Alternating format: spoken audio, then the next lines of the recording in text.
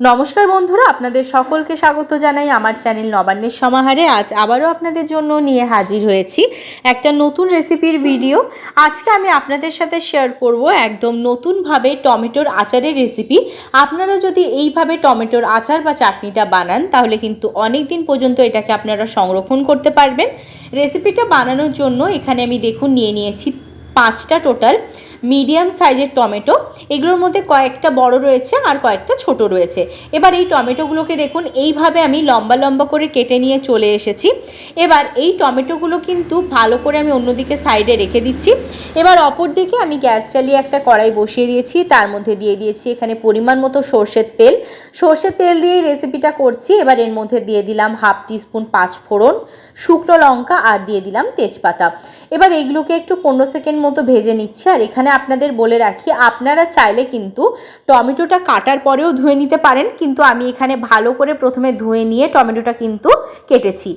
एबार भालो करे जे टमेटोगुलोके आमी परिष्कार करे धुए केटे निয়েছিলাম सेइगुलो एबार एर मধ্যে आमी दिए दिलाम। दिए भालो करे किन्तु नाड़ाचाड़ा करे निচ্ছি। टमेटोटाके एकटु एइभाবে नाड़ाचाड़ा करे आमी नरम करे नेब। एबार देखुन आमी एखाने किन्तु एटाके एकटु नरम हबार जोन्नो रेखे दिচ্ছি। फिरे एलाम किछुक्षण पर आबारो एकटु नाड़ाचाड़ा करे नेब। टमेटोटाके आमी भाजा होते दिएছিলাম 2 मिनिट मतो और एखाने टमेटोटा एकटु नरमও হয়ে এসেছে। एबार एर मध्य आमी दिए देब नुन और हलुद। आमी किन्तु प्रथमेई नुनटा दिइनि, आमी एकटु प्रथमे आगे एकटु भाजा होते दिएছিলাম। तारपर आमी देखुन किछुक्षण पर जखन आबारो नाड़ाचाड़ा करे एकटु सेদ্ধ हबार जोन्नो ढाका देब तार आगे आमी नुन और हलुदटा दिलाम। दिए एबार भालो करे नाड़ाचाड़ा करे निচ্ছি। एबार टमेटोटाके आमी ढाका दिए देब जाते भालोभाবে एकदम सेদ্ধ हয়ে যায়। एबार एटाके आमी दिए दिচ্ছি ढाका किछुक्षणের জন্য। किछुक्षण पर किन्तु आमी फिरे आसছি। बेश किछुक्षण पर फिरे एलाम। एबार आमी ढाकाटा सरिये दिচ্ছি। माঝখানে आमी एकटु नाड़ाचाड़ा करे निয়েছিলাম और एदिके देखुन टमेटोटा किन्तु खूब भालोभाবে नरम हয়ে গেছে एकदम। जेहेतु माঝখানে आमी एकटु ढाकाटा सरिये नाड़ाचाड़ा करेছিলাম सेजন্য किन्तु टमेटोगुलोके एकटु खुन्তির সাহায্যে এইভাবে চেপে চেপে দিয়েছি। এবার এর মধ্যে আমি ব্যবহার করব চিনি।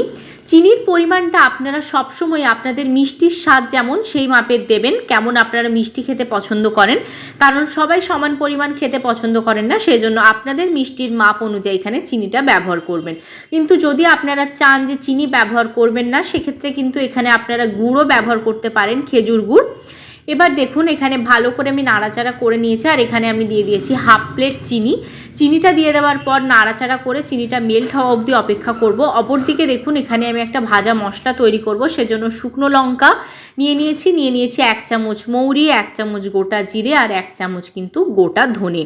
এবার এগুলোকে ভালো করে একটু আমি একটা শুকনো গুঁড়ো মশলা তৈরি করে নেব। আর যেহেতু আমার প্রথম থেকেই তৈরি করা আছে গুঁড়ো মশলাটা, সেজন্য আমি আর কিভাবে তৈরি করতে হয় সেটা আপনাদের সাথে দেখালাম না। আমি তাও আপনাদের একবার বলে দিচ্ছি যে উপকরণগুলো আমি নিয়েছি মশলাটা তৈরি করার জন্য, সেই উপকরণগুলো কিন্তু শুকনো কড়াইয়ের মধ্যে ভেজে নেবেন। তারপর কিন্তু এটাকে একটা শিলনোড়ার মধ্যে গুঁড়ো করে নেবেন। আর আপনারা কিন্তু মিক্সার গ্রাইন্ডারের মধ্যেও গুঁড়ো করতে পারেন। আর এখানে বলে দিই গুঁড়োটা কিন্তু একদম মিহিভাবে করবেন না, একটু দানা দানা যেন থাকে। এবার দেখুন এর মধ্যে কিন্তু আমি দিয়ে দিয়েছি 2 চামচ ভিনিগার। এখানে আমি ভিনিগারটা কেন ব্যবহার করছি সেটা আপনাদের সাথে একটু শেয়ার করি। যেহেতু আমি এই টমেটোর আচারটা কয়েকদিন সংরক্ষণ করব, তাই সংরক্ষণ করার সময় যাতে কোনো রকম খারাপ না হয়ে যায় এই টমেটোর আচারটা, সেজন্য এখানে ভিনিগারটা দিলাম।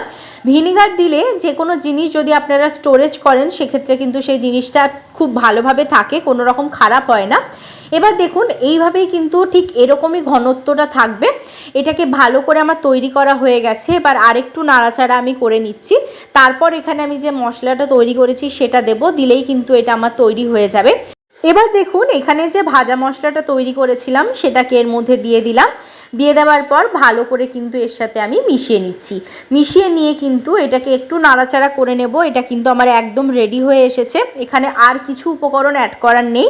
এই যে গুঁড়ো মশলাটা দিলাম, এটা দিলে কিন্তু স্বাদটা যেমন সুন্দর হয়, খেতে কিন্তু তেমনই সুন্দর হয়। এবার দেখুন এটাকে আমি নামিয়ে নিচ্ছি। এটা একদম রেডি হয়ে গেছে। রেসিপিটা আপনাদের কেমন লাগলো আমাকে অবশ্যই কমেন্ট করে জানাবেন। ভালো লাগলে লাইক, শেয়ার, কমেন্ট, সাবস্ক্রাইব করতে ভুলবেন না। ফেসবুক পেজ থেকে দেখলে পেজটা ফলো করতে ভুলবেন না। আর যারা আমার পরিবারের নতুন সদস্য হয়ে আজকে দেখছেন তারা কিন্তু অবশ্যই সাবস্ক্রাইব করে দেবেন।